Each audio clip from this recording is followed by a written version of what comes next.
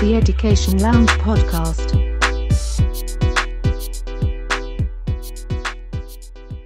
So yeah, we've got a very special guest today.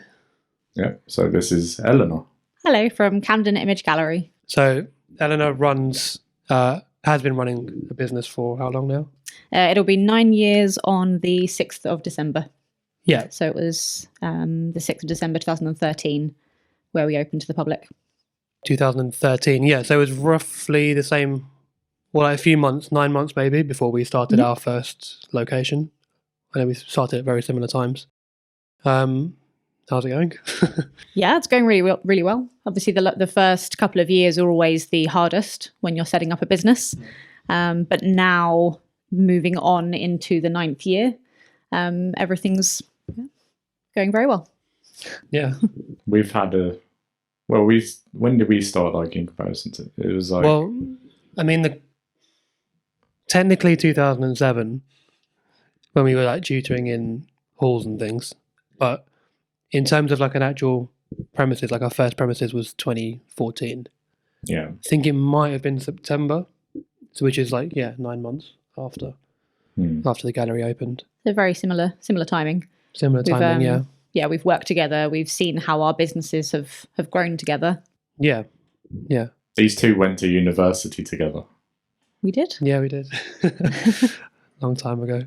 And you did design, and Ellie did photography. Yeah.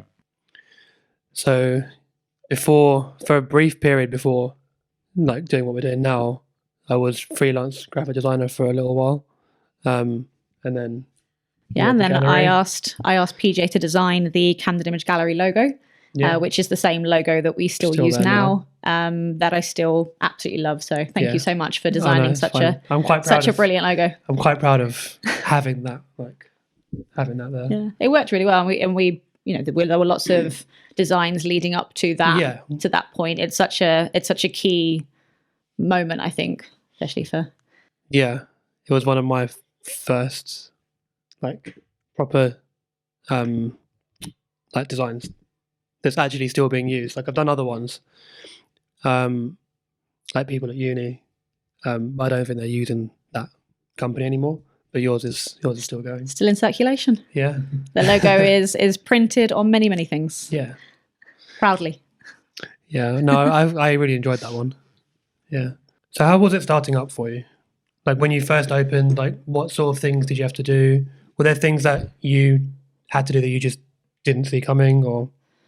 I think when you're setting a business up from scratch, I think there are lots and lots of things that you need to do. So obviously research is key, but then there are so many things that come along that you realize that need to be fixed and sorted by a certain date. For example, card machines, fire extinguishers, all of the safety aspects when you're opening up a business, making sure the insurance is in place to set up for the right date, public liability insurance, and then contents insurance, building insurance, to make sure that all of that is in place. So I think there are lots of things like that all come up and that all need to be done at the same time, as well as dealing with inquiries and just everything to set up the space to make sure that it's ready for the public, and that more importantly, it's safe for the public.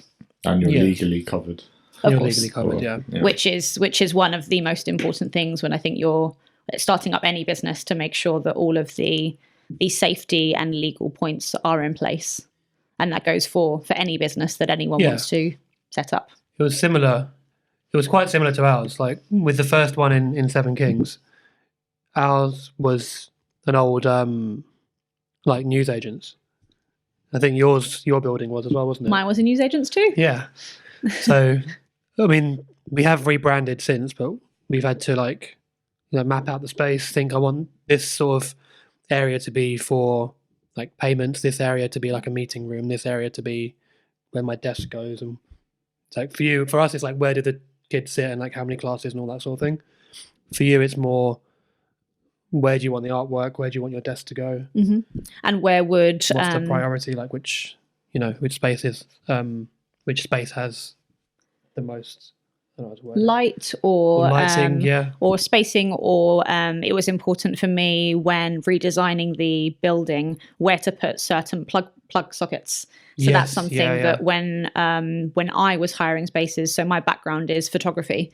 So when I was looking at spaces to hire with other photographers or other artists, that was something that we struggled to find. You do need plug points, either for extra lighting or extra sound, or if somebody wanted to showcase a video, for example. So that was something that when I was redesigning the space, I was thinking about, okay, well, it's important to put a plug socket on every single wall. And this alcove would be used for this particular thing, and then that alcove would be used for that particular thing. And every room, thinking about what its best use would be. Yeah, your one's a little bit more complicated in terms of setup because you have so many different things that you could do, whereas for us it's mainly just meetings and teaching classroom and stuff. space. Yeah, but in terms of like plug points and things, like, it's because you've got visual stuff, you've got video stuff, you've had performances there as well. So I think it'd be useful just for listeners to sort of have a concept of what your business, and if you describe it in detail. Of course. Yeah. So an overview. So the gallery is a higher space gallery, and what that means is either solo artists, groups, collectives, curators, they will approach me with the work that they're interested in displaying, and then if the work is suitable for the gallery, then I can send them the higher prices. We display a variety of genres. So I work with photographers, illustrators, sculptors, painters, and as you mentioned before, we have some performance evenings as well, some poetry readings. But the space is mainly used for wall hanging pieces or for sculptural work on plinths. And in terms of the style of work or the genre of work, we accept a variety of genres. So then the client would choose how long they would like to display their work for and which dates they prefer. And then we would book in those dates, start promotion. That would be advertised on the gallery website, as well as all the social media sites and the gallery mailing list. And then I would help them install the exhibition, host the opening reception, and be there every single day. So it's fully invigilated whilst the exhibition is open, and then taking down, and then helping with sales as well. They would pay for the space. And when they sell, how does that work? So there's a 20% commission that the gallery would take on sales. So that covers running around costs such as any meetings or with any buyers or collectors. With that sort of stuff. And use of the card machine. Obviously, it's a business account, so there are charges through that as well. Yeah. And so we would package everything as well. So with the appropriate packaging, whether that be foam, bubble wrap, boxing. Yeah. So you get quite a lot then. Yeah, and then arrange with the buyer or collector when they want to come and collect. So that 20% covers the costs. Yeah. And for me, it was important to keep that low. It's always been 20%, and I haven't increased it. I don't see myself increasing it anytime in the near future. Because the main point of me wanting to open the space was to help the artists and to help the curators. So yes, it is a business. Yes, it does need to bring money in to be able to pay for everything and keep the space alive and keep it free and accessible for the public.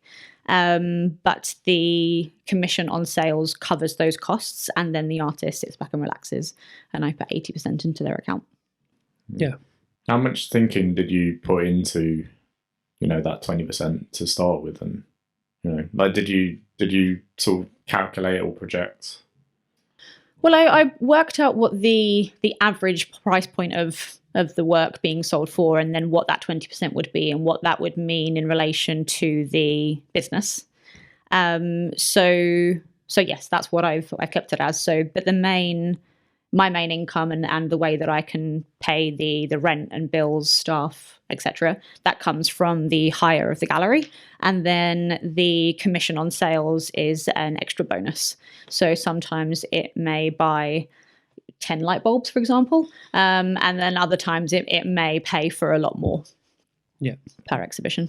Quite a good way to, because you got two different avenues. So. Mm. Yeah. What do you think were the main challenging sort of main challenges that you came up against? That, because obviously, like for instance, we had COVID, that would have been quite challenging for your business. But I'm just wondering, like, what other sort of challenges along the way that were sort of less unique do you encounter week to week and day to day? I think my main challenge is probably the fact that I can't clone myself. We've said this so many times. Yeah, we should work on cloning. We said we should stop all this admin, stop all these emails, and let's focus on cloning. Sequencing. Well, let me know when you figure that out. Yeah. So I have got some brilliant staff members that help when it comes to installing exhibitions, taking down, hosting events where I can't be in 3 rooms at once, and promotion and things like that. But the everyday admin, the everyday running of the business, paying everything, answering everything, everything falls on my shoulders. So I would say that's the biggest challenge. The fact that I run the business on my own, and I'm proud and I'm very happy with everything that I've achieved, and I work very hard every single day for everything that I've achieved. But that is definitely the hardest part, I would say. Yeah. What would you say takes up the most amount of time? I think I know the answer because it's probably very similar. I think with any business, I think admin.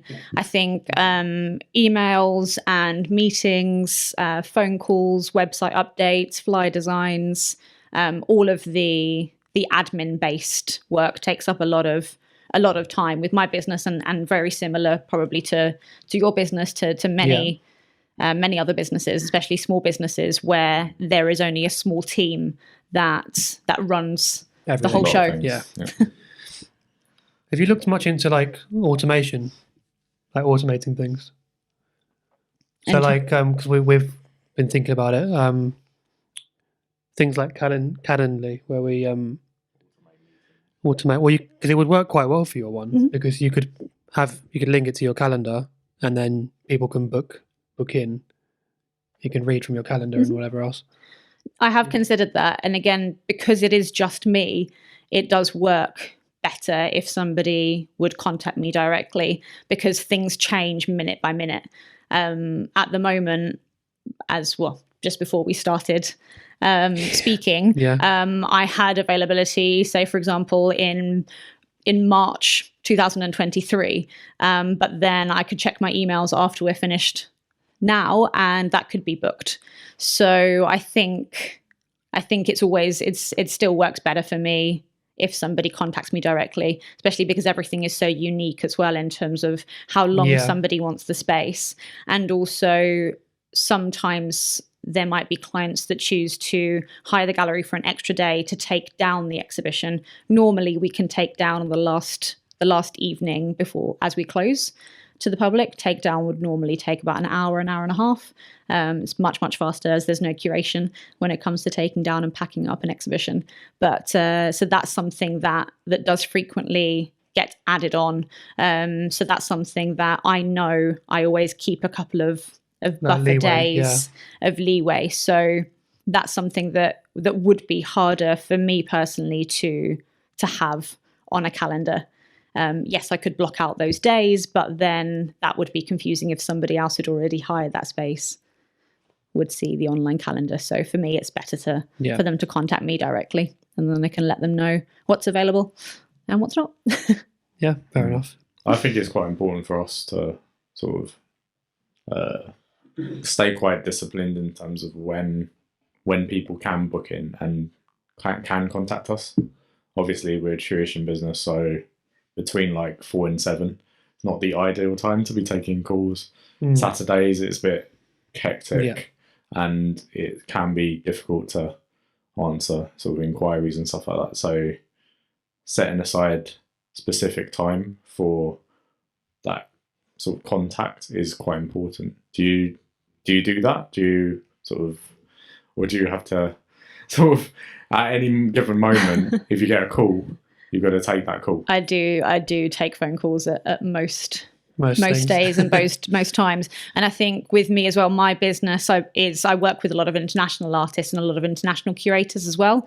So what might be their normal working hours Yeah. is very different to us. And that's where our businesses are different, because a lot of your clients would be local clients. Whereas with mine, I do work with artists all over the world and curators all over the world. So that is why I do, if it is, I do answer my calls at all hours. Yeah, it's difficult. Yeah, it's difficult for us. I've put in a thing where I've said we'll only accept in phone calls Monday to Thursday, 10 till 4. Doesn't stop other people from ringing, but it will deter some people. There's just times where we literally cannot get to the phone. Yeah, we do get people saying like we've tried calling, and it's like there's just no way of us answering at the time that you're calling.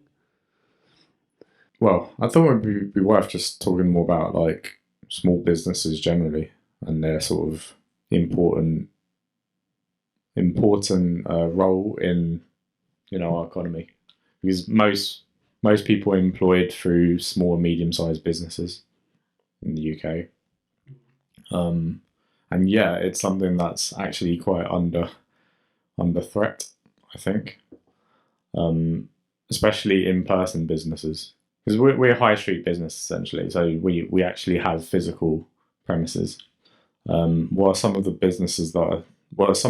challenges that are specific to our types of business? I mean, the whole online thing is a challenge to most businesses. If you look at the high street now, like say for example Loughton High Street, it's all food, coffee, nails, estate agents. Yeah, that's like the 4. And then estate agents, a lot of them are. Then they're going as well. Yeah. A lot of it is, even the banks are going as well. Like NatWest have just closed a load of banks. It's all service based, especially as more and more people aren't using cash. Like there's no need for like if you look at what Monzo is doing, for example. Yeah. So what would be the equivalent threat for like what we're doing? So like something like Monzo or Starling, where they're like branchless banks. Yeah. Well, obviously, what would be the equivalent? Like you've got e-tutoring businesses, but then I don't. Where something like a bank actually can somewhat improve aspects of its service by delivering it online, I think for your business, so an arts business, it's so much better when it's physical. Like it's night and day. I agree. And then I think it's the same for us in that way. I think so too. I think especially with your business, yes, obviously we've all been through 3 lockdowns here in the UK. I know that you can teach remotely, but everybody knows that it's not the same. You don't get that same one-to-one interaction. And the same with my business. I didn't move anything digital in terms of my exhibitions. All of my artists and curators chose to wait, and then we postponed the exhibitions to when we were legally allowed to reopen to the public again. So during that time I did receive a lot of emails with somebody, with those asking me to look at their virtual exhibition, and I found that the virtual spaces that were designed looked absolutely amazing, but I found that when you were moving through those virtual spaces with your mouse, the artwork was distorted, and that's like a perspective thing. And that's one thing, and also you can't replace that feeling that I personally receive when you walk into a gallery or museum. It's the space as a whole. It's the size of the artwork. It's the way that it's been lit. It's the wall that it's been placed on. It's the colours that you'll see with your eyes. They're the not. Ambience. It's the romance. It's an intangible feeling, and you can't recreate that. I don't think you can recreate that. So in terms of going back to your question on is there anything that you think could completely replace our businesses, I don't think there is, because there is still a market for what we both do, and that's not something that can be replaced. And if it were going to be replaced, it would have been replaced by now, especially with 3 lockdowns where everything had to be moved online. But the second that we were both able to legally reopen, we found that everyone came back because there was that need for one-to-one tuition, and also the need to see artwork in person. Yeah. Well, it's like, actually, the whole thing is, you're so, well, in the gallery space, I do think, like, just the social aspect is hugely important. And then what I found with tuition is that, obviously, you're disseminating the same information, but most people receive a lot of the information in actually non-verbally. So what I found was quite noticeable was that even if I was saying the same thing, because I'd lacked the sort of maybe some of the gestures and stuff like that, and sort of walking around and that interactive aspect, some students found that less engaging.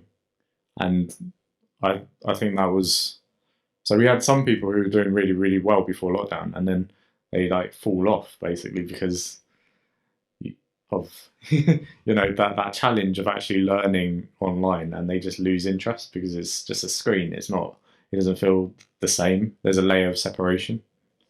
Yeah, I agree. It was, You get the social aspect as well, like you're saying with the gallery. There's a social aspect of when the kids are learning together. Yeah. It's more than them just like listening to the teacher and whatever else. It's like they interact with each other. They learn off of each other. Yeah.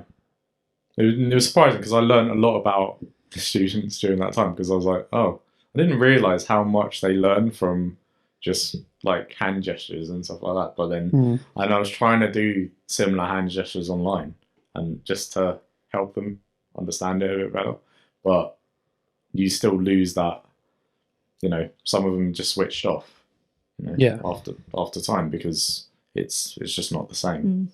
I think also with things being online, going back to both of ours, with viewing an exhibition online on a screen, or also trying to learn through a screen, there are so many distractions that the individual has around them. Whereas when we're placed in that natural environment, when somebody comes to Redbridge Tuition or wants to come into an art gallery, they're surrounded by the environment that they should be surrounded in which would help them learn, and which would help them appreciate everything. That's like one of our business goals is to create a space which is safe and secure for children to learn, and then we do a good job of that, providing that environment for learning.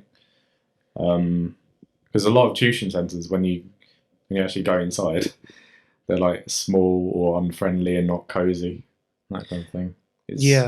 They're sterile. Yeah, that's it. Yeah. So creating that environment, because I think now in business it's all actually about experiences. People pay for the experience. It's like it's like even like retail stores, they become more like an experience-based thing. Apple.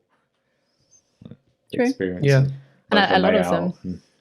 Some people play music, people change the lighting. IKEA. Creating that environment. They're all shutting down as well. Yeah. So I think it's a shame. And also I think I'm quite disappointed in governments and their inability to actually understand how to improve the situation for small businesses, because I think it's actually quite obvious what to do. Yeah, but that might not be their aim. True, but I think they've also got to consider what kind of country do they want to live in. It might not be, so having loads of physical businesses, it's probably not as profitable as having loads of online businesses, but it makes life a hell of a lot more interesting, having those small businesses on the high street. So I think there's a sort of value judgment that people need to make. It's like, if you want high streets to be interesting and full of life and vibrant, like Loughton High Street and stuff like that, but even like any high street business is under threat. If you don't just want it to be just cafes and restaurants and have that variety, like an ecosystem of businesses, then there needs to be a plan. And I feel like that hasn't been addressed by successive governments. I know we've had basically the same one, but they haven't. There's been very little attempt, and probably very little understanding of the needs of small businesses. Business rates. I was going to say the overheads alone are just like yours must be as mad as ours are. Like we've got to. I think they've got to ask the question: Do we want the UK to just be this business where there's loads of warehouses, a few coffee shops and things like that, and but you lack the sort of entrepreneurial support that's needed for a small business, like especially a physical small business. It just goes back to making everything sterile, doesn't it? Yeah. Like there are some things that like you can do everything for efficiency, but I think there's a lot to be said for like trying to create and build a country that is actually interesting to live in. Like and I mean, you say, okay, well, that might not be their aim, but I mean, I don't understand that. Like, there may be higher agendas that we don't know about, but like, do they want to exist in that world? Probably. Warehousing, they can avoid a lot of business rates and things like that we have to pay.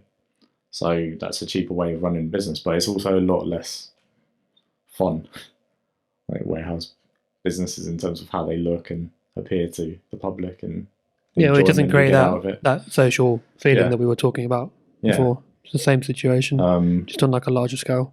Yeah, and then online businesses, they don't have they obviously avoid a lot of the overheads that physical businesses. Well, this is something I wanted to talk about, because I've always, like I said, if I was to start again start another business, I don't think it would be this. It wouldn't be physical. No. I'd want it to be online. I'd want it to be geographically freeing. Yes. Don't have to deal with people as much. I don't mind dealing with people, but sometimes you're bound to get some difficult people that you have to deal with, right? It just sort of cuts all that out, and mainly the overheads. That's the main thing. I think it's mainly the overheads of running a physical business, killing all of these businesses. Yeah. So I don't know what I would do. Maybe some sort of content creation. I don't understand. I don't understand it, because they still have business rates and stuff like that, and yet they're complaining about how high street businesses is dying.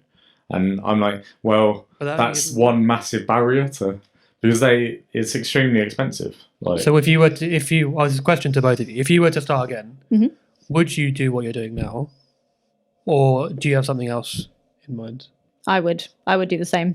Exactly the same. Exactly the same. I'm very happy with what I have done. And I think the only thing that I would do differently is perhaps the opening hours.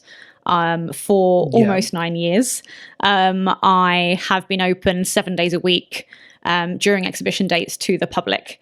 But moving forward, starting from next week, I will be open 5 days a week to the public, which is much more manageable, especially as I run the business on my own. As I said, I do have some wonderful part-time staff members that do come in and help, and they are absolutely amazing. And I'm very, very grateful for all of their help. But again, running the business, the everyday, day-to-day work of everything is me. So being open to the public 5 days a week and having those 2 days where I wouldn't have to be in the gallery for the opening hours all day would mean that I'm able to, I need to have somebody to come and update the shutter system, for example, so that is a newer system. So that's something that I can only do in between exhibition dates. So moving forward, bringing in any builders or electricians, or buying more cleaning products, or reorganizing the storage room, things like that. I do have that day where I can focus that one day and book things in advance, where I will have those 2 days closed to the public. So that's I think the only thing that I would have done differently, as it has been absolutely brilliant, open 7 days a week. But for example, I've just finished 24 days in a row. And that's a lot for a human to take on every single day. So I think that's the only thing I would do differently. But my business, I would still do again. Okay. Well, there's a couple of things that you said that are going to lead me on to my next couple of questions. But before we do that, what would you? It's hard to say, because I really like what I do, so I enjoy that aspect. I think I probably would have done a bit more online tuition and online tuition, or online like sort of an online business of some kind. Do you mean actually teaching, or do you mean like creating the books and that sort of thing? Mixture, because obviously, like, they sort of, I think to make good content, it's quite difficult to do it without actually teaching. Because actually, I'm technically an English teacher, and I specialise in teaching English as a foreign language. I mean, technically. Probably would have done more of that, because you can take more advantage of the sort of dead hours in the day here, as it were, because you don't have. Oh yeah. Like, you mean like with time difference? Yeah, and that sort like of thing? for instance, when I was teaching a student from China, and she was online at like 10 a.m. In the morning, but for her it's at the evening in there. So you can open up a lot more hours. Yeah. So I think there would have been quite a lot of potential that way. Yeah. Well, now that we have the manager in place in Seven Kings, I am going to be looking more into like how to push more of the publishing stuff. Yeah. Because it is an area. We've started to add to it, but it is an area we need to keep going with. Yeah. Because we haven't concentrated as much on that as we need to make it a success. So you mentioned about working 7 days a week and that sort of thing. One of the things I wanted to talk about was the pros and cons of running your own business. And one of the biggest cons would be stress and health. Health and stress. I mean you know about my one. Yeah, I've got one grey hair. One. I wish I have many. I wish I had one. I've got a head full. Because you like, I don't know if you still are. I think you still are. You were living on like Pro Plus, and that was the first couple when you years. Started, the first couple years of business, where there's just so much to do, so many things to constantly think about. You're constantly trying to improve, and I still am now. I think everybody should always constantly try to improve themselves and especially their business. But yes, I think the first couple of years of business, they were the most difficult. They were the most difficult because I wasn't able to sleep very well. And I think, as we all know, sleep deprivation is one of the biggest things it's one of the hardest things, really, because when you're not sleeping well, it affects your mood, it affects your body as well. And we need sleep as human beings. Yeah. So I think that's the hardest part. You also need a certain type of sleep. So like you need non-REM sleep and to actually feel rested. So like actually the hard thing for me is actually preparing to sleep. So like actually putting like the hour or two before sleeping, making sure those are optimal. Because I don't really have that issue with sleep.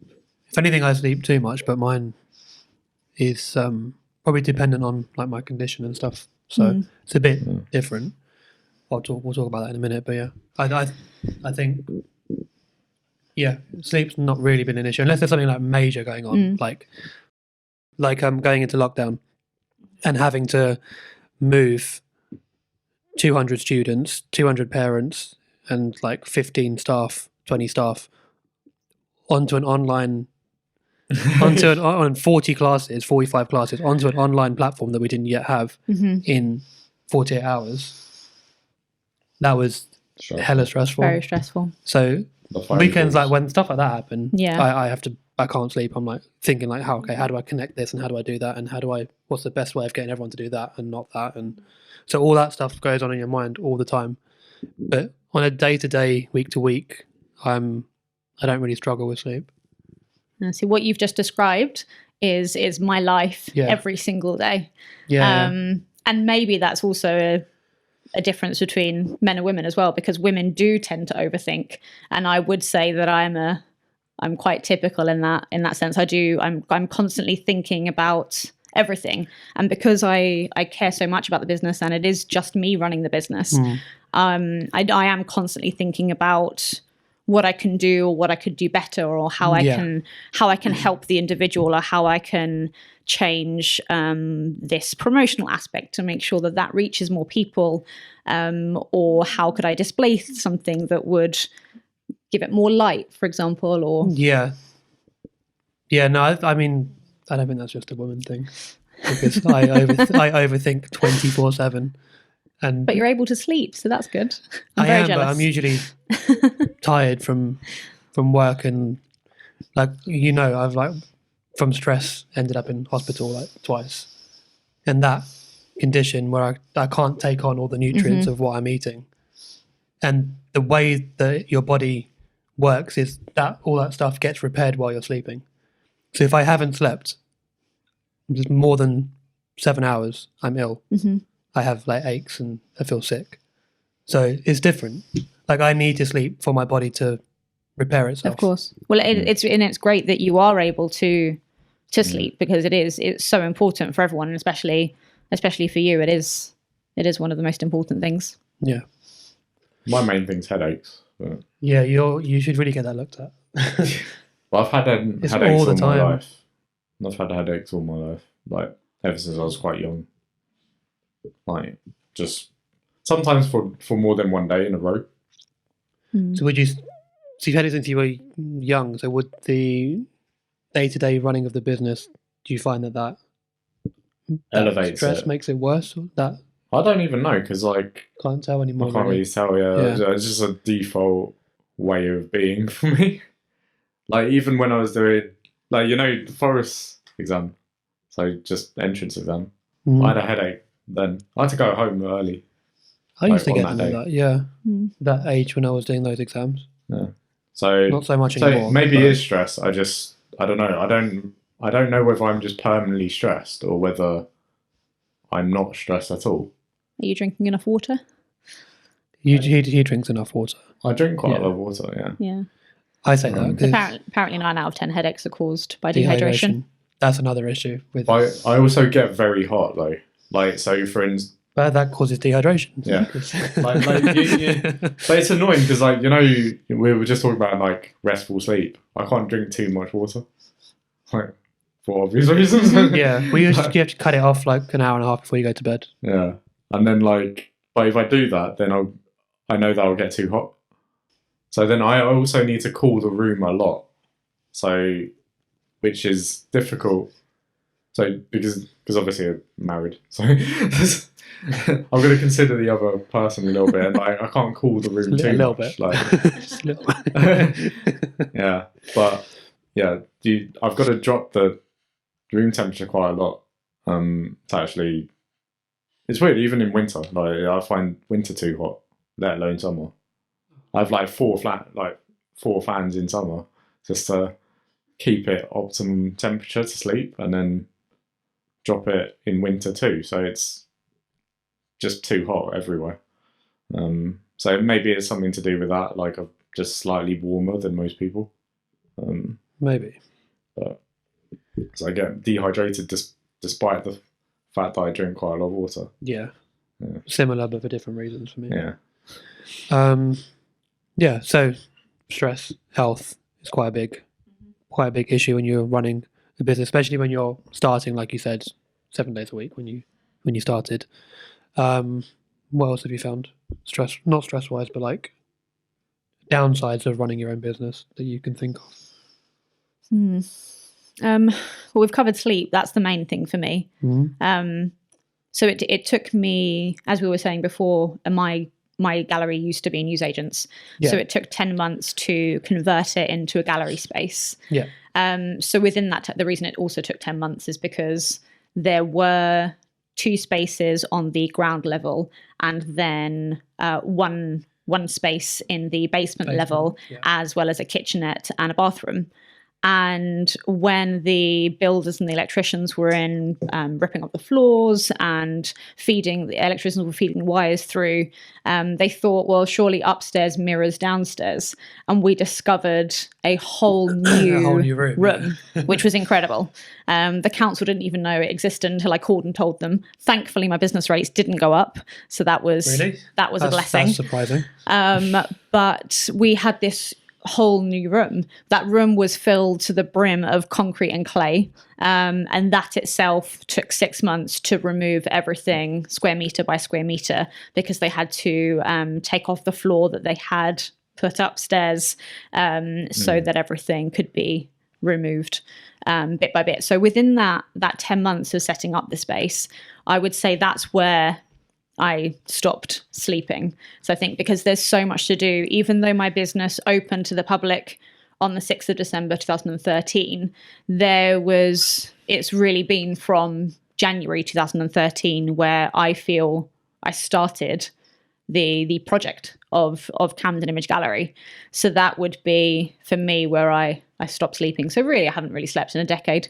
So I would say that that's not very healthy. And I would say for me, that's the biggest downside to running your own business and running a business that I think that you want to be part of. It would be very easy for somebody in my position to have everything that is already, it's a business that is already set up. It runs in a clear, functional way. And I work with a variety of wonderful artists and curators, and every day is exciting. It would be very easy for me to take a step back for somebody else to run everything. But because I enjoy it, I love the arts. My background is photography, but I'm interested in a variety of arts. So I want to be part of it still. You'll never let it go. It's your baby. It is. And also my clients like the fact that they work with me from day one all the way through to the end. So there are quite a lot of people that book a year and a half in advance, and they know that if they book their exhibition, well, first of all, they come to see the space, and I'm there showing them the space, discussing all of the options. I'm there when they book. I'm there throughout the whole moment leading up to it, the process leading up with all of the promotion that goes with it, through to installing the exhibition, hosting the opening reception, invigilating the gallery whilst the gallery is open to the public, taking down with sales. I am there. So I do, again, as I said, I do have some fantastic assistants, but the fact that whoever has hired the gallery knows that I am there from the beginning, and I care about them and I care about their work, and I'm there throughout the end. I think that's one of the main reasons why I have repeat customers, and people they do recommend me to others as well. Yeah, definitely. Having the same point of contact all the way through. I found it because obviously I'm back and forth between the 2 locations. So if I sign somebody up in Seven Kings on a Tuesday, and I'm here on the Saturday when they're coming in for their first session, and they don't see the person they spoke to, and they see somebody else, it does put them off. Like having the same contact from beginning to end makes the client journey so much nicer for them. So yeah, I think that's probably why now that we've set everything up in the way that it is, where you're essentially permanently here and so it's permanently there. You have a point of contact that you can constantly they're the face of the business. You need to have that. There's also I think you kind of get into, obviously, because if you've got 2 locations, you don't need to deal with this so much. But I've kind of got 2 modes. I'm at Seven Kings mode and Loughton mode. Well, yeah, it's a very different client base. Yeah, so like I need to. It's not just the client base. It's just like understanding Seven Kings and understanding Loughton.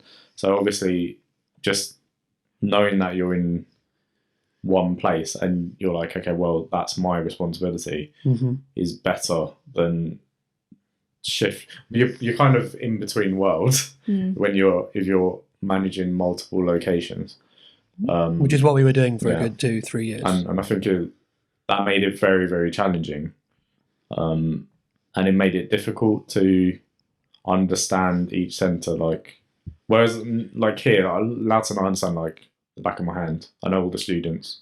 I know what's going on. I know the price list. Like, Whereas like sometimes like when I'm booking a Seven Kings flight, just occasionally now I have to go, okay, where am I? And like, what am I doing? And whose classes am I booking into? And when is the class? Because they're all at different times. Same classes, different times. So different. Yeah, just knowing stuff on the back of your hand. Well, it takes away mental resources as well. So we're using so much brain space, like trying to manage. Oh yeah, I mean, I'm constantly thinking about 10 different projects at once. Yeah. So, but I still manage to memorize all the price lists and like where I am, who I'm talking to. I know when every class is. I have got worse recently. Yeah. Mainly because I've handed off some of those responsibilities to you and to Surid. I have started to forget like who's who. Yeah, what time the class is, or like how much this thing is. I've like it's started to go. But yeah. There was one more con, which was like the financial risk of starting a business. That's quite a big one. I think that's the main risk. It's like it's the main con. You got potentially, if you start up a business and it fails and stuff like that, you've got the good side of it, which is that you tried it, and you won't. I think like the worst thing is to think about what might have been, and regret it. So at least like you've gone, okay, well, it didn't work. True, and then you can reflect on it, and you might learn from it. There is a financial burden of starting one initially. The payoff will be quite small, generally. Well, you'd be making a loss for a year or two. Yeah. Which is completely normal, especially, well, I think for a lot of businesses, but especially for small businesses. Yeah. That's why I think that's why the first couple years are the hardest. You need to invest a lot of money in before you start seeing any financial rewards. Yeah. And also it's the first couple of years are really difficult because you have to work every waking hour to set everything up, and then once everything has settled down and a lot more people know about the business, because especially when you're setting something up from scratch, it doesn't exist, so nobody knows about it. So you have to work really hard to make sure that people know about the brand and know what the brand is representing and what the service is. So yes, that's why that all comes into why the first couple of years are the most difficult. But if any business can get past that, and then it runs smoothly and is a successful business and it works well, and whatever product or service that you're selling is successful, then that things will be a lot smoother. It's never easy running your own business. No. There are constant challenges, and it's a lot of hard work that we need to put in every single day. But nothing is as difficult as those first 2 years. Yeah. Well, 20% of new businesses fail. Is it? I'm surprised it's not more. Is it not more? 20% is quite high in terms of businesses, though. That's 1/5. Yeah, 1 out of 5. 1/5. Yeah. for us, like we knew that our service sort of worked. We rebranded ourselves in 2018. To all this like colours and That's why it's logos so and blue. stuff. So we essentially had to sort of do it again.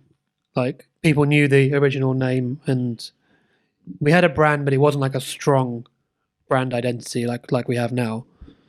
So we had to redo all that work. Yes. Yeah. Like But the brand everything is the rule. Literally everything can brand, put your logo on it. But then, like I think the major thing that we had to learn is we understood operations of business. But I think the hardest, things that we struggle the most with is marketing, advertising, that kind of stuff. And also, I think like perhaps the biggest challenge for me, whilst understanding it's a business, trying to balance that against customers' concerns and needs. In business, it is competitive, ultimately, and it is cutthroat to an extent. But it also, in our business especially, because it's a people business, you need to show compassion and striking the balance between ensuring that the business runs and keeps running, sustaining that, makes profit, against caring about people. Well, not even that. Caring about somebody's most precious. Yeah, like having the compassion to deal with somebody's, like a parent and their child, but also being like, you kind of need to pay as well. You need to, like, we are still a business. Yes. Striking that balance is hard. It's difficult. Tough. You've kind of got to see it as the greater good, that the business continues and is able to operate, and able to bring sort of affect more people's lives positively. And ultimately that can only be done if you've got something of the capitalist about you. You've got to treat it seriously, and you've got to make profit at the end of the day. So that's really, really difficult to strike a balance between, especially for me, because I'm quite soft as a person. I'm quite a soft person, really. I've been trying to train him up a little bit. Beating me regularly.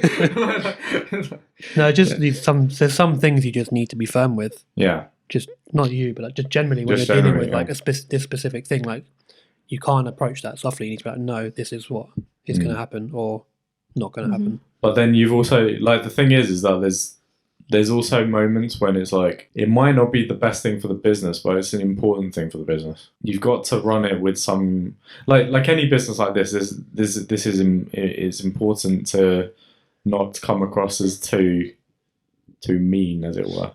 And that is hard. Yeah. It's very, very challenging. Firm but fair. Yeah. I've spoken about cons quite a lot. Well, Pros. just to finish off. Well, actually, if you were to start your own business, what would you say? Because we've been looking at franchising, right? It's on the back burner a little bit, and COVID didn't help, but it's still on the cards. So, what would you say between franchising and starting your own thing from scratch? I have a couple of I can thoughts, see but the definite attraction of buying into a franchise. You got that recognizability. That's so hard. Like if you buy a McDonald's franchise, I know it's extremely expensive. You need a lot of startup capital to buy something like that. You see, like, you know that people will come to McDonald's. Yeah, as long as you locate it well and that kind of thing. Locations are big. You don't have to go through all of the trials and tribulations. Yes, they've got processes. You don't have to figure out the processes and the product and all this like location all by yourself. It's sort of, that's one of our big challenges too, is like putting processes in place that work and are scalable. But the very fact that we have done that legwork and put in all the money to figure that out means it's less of an initial risk for someone that is Yes. looking to franchise. Yeah, franchise The business model works. Like it's tried, it's tested. Everyone knows it works. Like they've shown as well that like franchises are more successful than as in someone buying a franchise is more successful than starting their own business from scratch. Do we know that? That's no. I don't know what the. I was going to say, because if it's 20% for initial. Yeah, I think it's actually quite high. Because I think it's kind of one of those things that maybe going into, you just want to sell a product. That's essentially what you want to do when you go into the business and make money. So sometimes people don't think enough about that business model side and those processes, because those are actually the hardest things to get right. And that's why I'm guessing businesses are such a high failure rate. And recognizability is brand strength, very important too. Like that's also not insignificant. Huge part of success is building your brand. Like Ellie's got a brand. Elena has a brand. Elena's got a brand, and her brand, like Camden Image Gallery, and her brand sort of go hand in hand. I know that eventually we will sell our business. Is that a worry for you in terms of like? What is it on the cards? Because your brand is like so associated with you. You're both necessary. You're necessary and sufficient for that brand. Is that going to be? Is that something you think about? Like, yeah, it's definitely something I've put a lot of thought into, and that's something that might be on the cards for the future. At the moment, I'm happy. I'm happy with what I'm doing. Yeah. And it's working really well. And I think, again, like you said, Camden Image Gallery is Elena Chimonis. That is, they're the same. Yeah. They're the same person. It's the same thing. So yes, the business and the brand is ready there and it's set up. And I think if I were to take a step back, or if I were to sell the business, I would make sure that it would be going to somebody who has a similar outlook to me. It would have to go to somebody with a similar. That's the same with us, I think, because like obviously it's important. I think like we're quite big on quality. We really, really want to deliver quality tuition and products. Yeah. So the business needs to go to someone who cares. I know. I mean, I know that when that day comes, I'm going to really, really struggle to hand it over. I put my life and soul into building this thing, and I know the feeling. I know you would. I'm really going to struggle when that day comes, handing it all over, like everything I've worked for.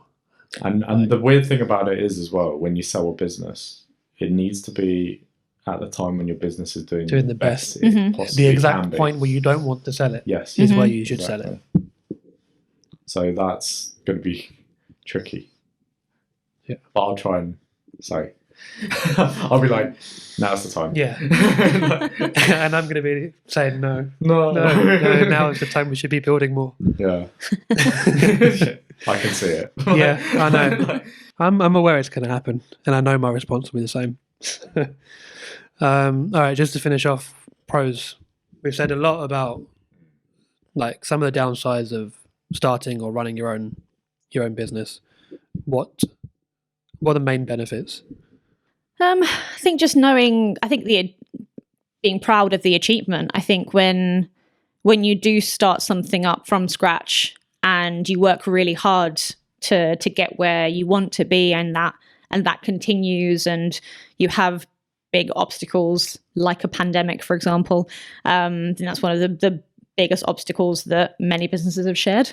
Yeah, just knowing that you've started something from scratch and being proud of what you've achieved. I think that's something that I wouldn't have gained, that the feeling of achievement and confidence. And confidence and knowing that I'm doing the right thing, that comes from starting something myself and working very hard every single day and being where I am 9 years on. So I would say that's the biggest pro for me, is knowing that I have done it on my own, and it has been very difficult, but I am continuing to do it on my own, and it's mine. And I think the other big pro is knowing that because I run the business on my own, I can bounce ideas off family and friends, but in terms of the decision making, that's me, that's my decision. So if something goes well, then that's brilliant, it went well. And if it doesn't go well, then I learn from that, and what could I do to improve moving forward. But I would say that's a big pro for me and my business. I would say similar. I just like creating stuff. It doesn't matter what it is. Like, you're bringing value.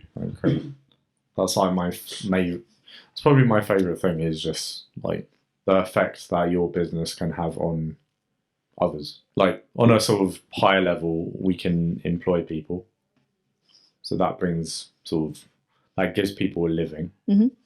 The fact that like legacy is a big part of it. Mm-hmm. Like that's probably what I really like about teaching. Is like, because I'm like, well, I've got all of this knowledge, and get to pass it on to someone else is a joy and a gift. Yeah. So it's just one of those things that I enjoy about it, and I think you learn a lot. I think learning a lot about, first of all, business just generally and how it works, and then learning sort of in little individual things here and there. Right? Yeah, but all those little individual things add up to you as a person being completely different, more confident. Yeah. Like there's so many things I've learned doing this, dealing with loads of different people. Like we have to know a little about a lot rather than a lot about a little. Like we can do between us, we can pretty much do anything. I think what we've learned, we can apply what we've learned in all of this to any other business. Yeah. Would be effective business consultants. Because we would know exactly like you need to do this, this, and this. For me, one of the biggest things is you do have to work a lot, and you do have, your mind never switches off, but the freedom of not having to build somebody else's dream, and secondly, not having to answer to anybody else. I would say they're two pros. I'd rather build my own thing than help to build someone else's. Is that selfish? I don't know. Well, there has to be it's just another drive. It's self-interested, isn't it? Like, you've got to have it lives and dies with you. Like if you don't. Well, hopefully not. No, but day to day, like where we are now, it does. Like if we don't show up for 3 weeks, what would happen? I've got to tell you about that holiday. I already know. Yeah. Disappearing for what, 4 weeks? Yeah. I'll be able to do it. So I think responsibility is a bit weird, because like responsibility is like a massive con, but it's also a massive pro. So it's a lot of things are like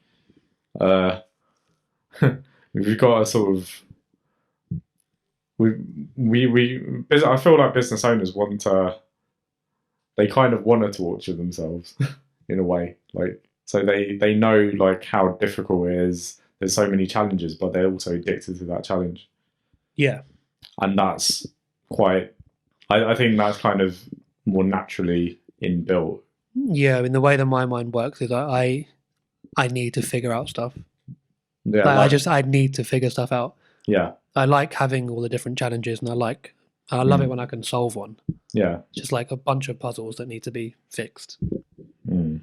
So.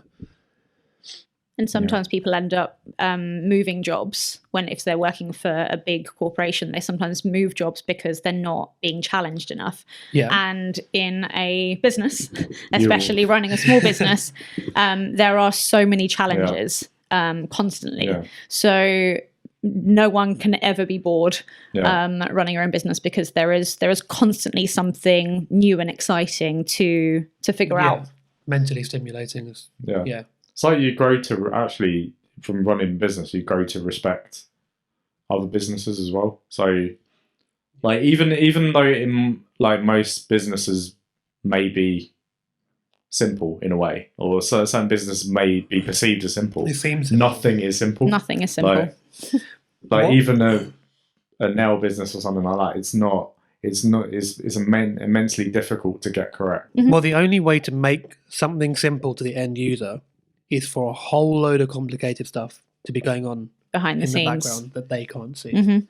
Like the swan, like paddling along. Yeah, it's a duck. Yeah. It's The duck. what you see is that what we're doing. Is Yeah. Paddling practically, yes. Or with my business, for example, some people see a 2-3 week exhibition on, oh, that's wonderful. You've only been here for 2-3 weeks for this particular show, where I've been working on that particular show for a year and a half, and Yeah. I am constantly working on about 6 or 7 exhibitions, constantly on the go at all times. So that's sometimes what some people see. Yeah. Whereas when you do run your own business, you know that there's so much It's happening unbelievable. behind the scenes that constantly needs to be done. Yeah. Yeah. We have our biggest thing is people saying, "Oh, but you just come in for 5 o'clock and teach for a couple of hours and then go home." Like, what do you actually have to do? That's it, isn't it? I'm like, I'm gonna just bite my tongue on this one. But it's hard to explain. I think it's hard to sum up for both of our businesses. You can't sum up in one sentence how much there is to do in preparation for those couple of hours. There's a huge amount that constantly needs We'd love to get it to that stage where it's just like, but there's so much legwork and preparation that goes into making a experience seamless. And Well, it's all the stuff you don't think about. It's not even just the class or just the exhibition. It's like, well, you've got to sort out your website. You've got social media and all that sort of stuff. You've got loads of emails, loads of phone calls. Like, oh, that chair is like screws loose in that chair. We've got to fix that. Or that hinge is falling off. We've got to fix that. Oh, there's leaves outside. We need to sweep that bit off. There's a mark on the window. Like, there's just a constant amount of things that people don't see, and they don't realize that adds to your experience being, of course, the way that it is. I think having a physical space is something that, as what you've just described, is something that a lot of people don't see. They don't think about it because they don't need to. Yeah, or some people have their own businesses, but they might be online businesses. And when you have an online business, you concentrate on the website, and that's it. The website doesn't collect dust or need lights replacing or need cleaning or need to, there are so many things that you do. But actually, one of the things that we need to do is go through our website and then probably sort of clean it, as it were. So so it's not. There's that too, but that with an online business they would have that as well. But what we also have is repainting. So for me, for example, I'm constantly polyfillering and repainting after. So every single exhibition, I will always touch up walls. I will repaint plinths. I will reorganize the storage room where everything it's all in a very neat position. But some people might come in and think, well, actually, I don't want that plinth. I don't want that table. They then move things around. So every single exhibition, I have all of that to do. And then every 8 to 10 months, I bring builders in to repaint the whole gallery, including the ceilings. So that's something that needs to be empty for that to happen, for that to dry. But Elena's business is so dependent on it looking a certain. It needs to. That's look. like the main. Yeah, no, that's true. If anything, that's our main sort of priority. And it's white. I have 6 white public rooms. So even somebody walking in and perhaps accidentally knocking their bag on the wall would leave a mark. I have events every 2 weeks on average. For some exhibitions, we have 3 or 4 events. So for an evening reception where there is wine being served, if somebody accidentally spills red wine on my white walls, that takes 3 coats of paint, which takes time to dry. It's all of these the running of the running of a white pristine, clean gallery. It takes up so much of my time. So I'm trying to do all of that whilst answering all of the inquiries, or if I have an exhibition on, just making sure that everything else runs smoothly, and working with the public when they come in as well, and making sure that they have an enjoyable time and they learn what they've come in to learn and to see from that exhibition.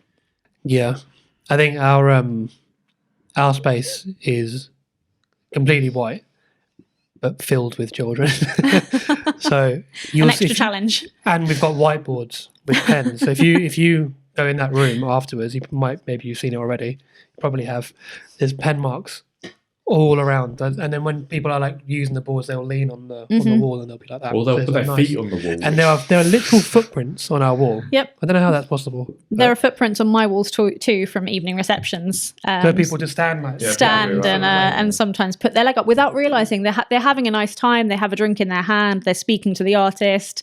They're learning Yeah. about the work, and they're feeling comfortable and they're happy. And that's fantastic. I want people to feel comfortable and happy in my space. But then as a result, I'm then cleaning the next morning before I open to the public. is difficult. Right. Yeah. Anything you want to add before we wrap it all up? I would just say that if anyone is thinking of setting up a business and they have a good idea in mind, I think the main thing is just make sure that they've researched enough. They know What they're getting into. what they're getting into, but just to make sure that whatever business they want to set up, whether that be online or whether that be a business like yourselves on the high street, just to make sure that there is a market for it, and to make sure that there is a safety net, a financial safety net beforehand, whether that be a loan from the bank or whether that be money that they've saved up leading up to that starting point. Yeah. And that if they want to do it, then they should. I think that anything is possible with a lot of hard work. Might end up being the best thing they ever did. Yeah. Yeah. And we're all very happy as well. So Yeah. and we're proud of everything that we've achieved. And yeah, and I'm very happy with what I've created. Yeah, there's not much I would change for it. Cool. We'll leave some links and things for Camden Image Gallery website, Instagram, all that stuff. Yeah. Down there. Thank you for taking time out of your very busy schedule to travel all the way out here to That's okay. join us. Thank you for having me. It's lovely. It's great to see the space as well. Yeah. Yeah. Great. Okay. See you next time. Thank you.